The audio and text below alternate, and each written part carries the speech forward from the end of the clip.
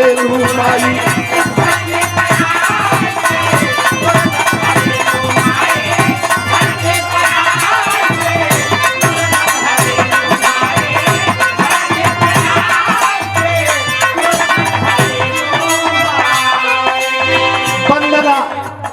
वंदना का मतलब ही भयल कि जौन कबो बंद ना हो। उठत बैठत चलत बोलत बोलत गावत हमेशा वंदना होता रहला। लेकिन एक लाइन बड़ी शानदार लाइन कौन? बिहारी गणेश, बिहारी गणेश राम लाल के प्रीत से, अरे बिहारी गणेश राम लाल के प्रीत से रामदेव नामी भैया चंद्रिका के प्रीत से।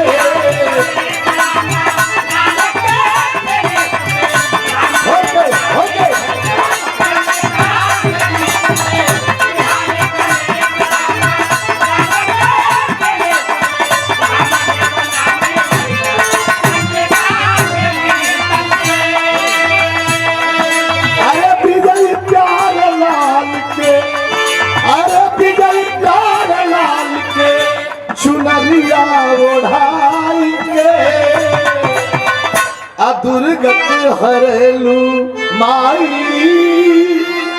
अरे धरती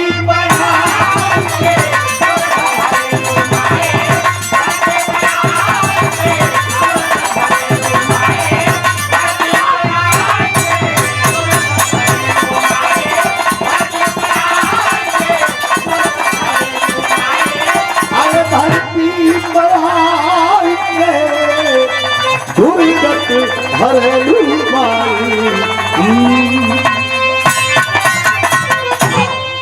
तमाम शानदार पुरस्कार से सम्मानित किया गया। कोई भीड़ में हमारे रमेश भैया का भी पुरस्कार है। बड़ा सम्मान, आप लोगों ने बड़ा गर्मजोशी स्वागत किया। सभी साथियों को प्रणाम करता हूँ। अब तो आगे की ओर चले जाए।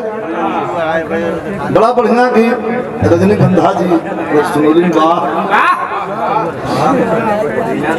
झारस जब्बार सैया जी अजकल उड़गल हो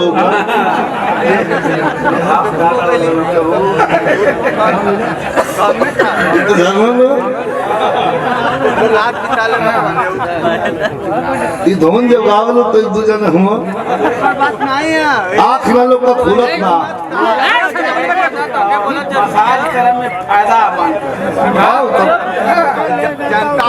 हटावत पड़ गया ना कहले कि वो सुख बद है वो सब में। हमारी बात समझी ना पावत हुआ। जब ले आ रहे हैं तब ले गरम गरम रही है।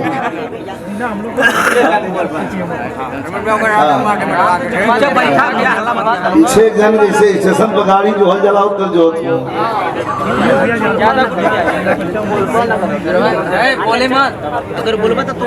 बस खाली है तकलीफ है में बोलत हुआ और कोनो तकलीफ ना हथवा बोलो जो भाई करत हुआ बोलत हुआ वो ना चलत और भाई को करत वो कुल करार रजनीगंधा कर ऐसे से कराई सब बोला लगत हुआ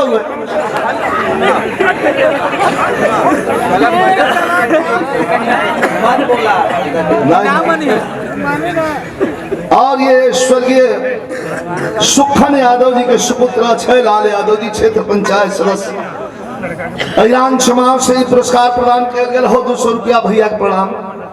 बड़ा बढ़िया गीत देखिए आजकल इतना पटाह चल बाप लड़का शॉर्टकट में ऐसा फुहर बात गावत हमन का तो पर्सनालिटी के हिसाब से गावे के पड़ा रतिया थे लेडीज से बिरहा रहा वो गावत रहा कि अपन ही गावत हो हम मुंह तोप के लजात अध्यक्ष जी गावत हो कि ढोड़ी में पानी तोहरे अड़ लगी है सोना तो जनिहा की जवानी तोहार चढ़ लगी है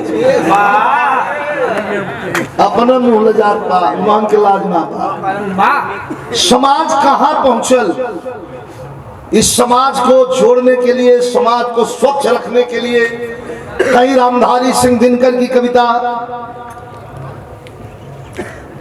कहीं श्याम नारायण जी की कविता, कहीं चंद्रिका प्रसिद्धन और प्यारे लाल की कविता।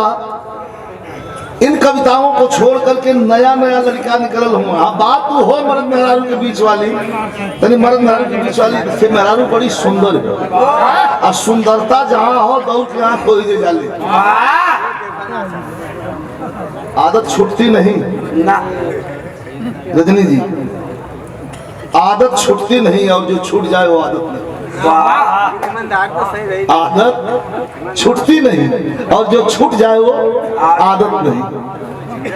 एक गीत हो, ये बड़ी सुंदर मेहरारू हो, रोज नजरी आई रहती, मर्द बहुत परेशान हो, झरवावत, लेकिन वो कितना झरवावत रोज नजरी आई रहती हो।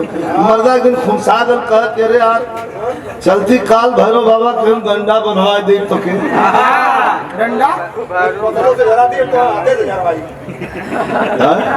रोज बोतलों से जरा दिया आते थे तो जरा। अच्छा इसे हाँ ठीक है, बात हर दिया बात जहाँ सटेगा वो जो सट जाए उसे तो पंडित जी लोग कई जगह सटावल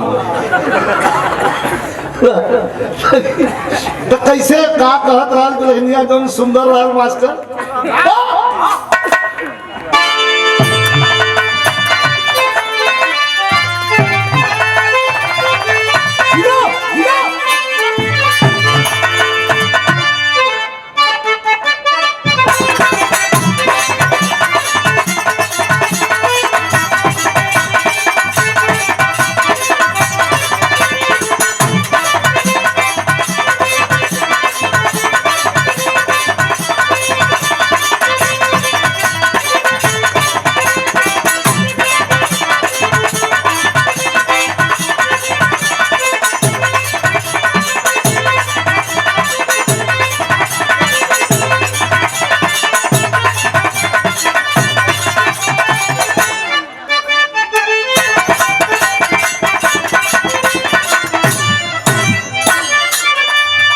कोनो गीत में अपने से ताल लग गया।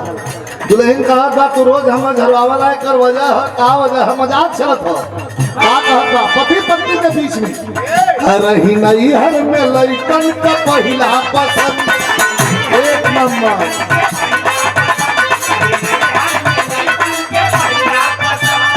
मर्दों कहा कि मैं दूर आना तू सुंदर है उसका लजात है। कैसे कहा अरे ए जी छोड़ी न जाई पढ़ाई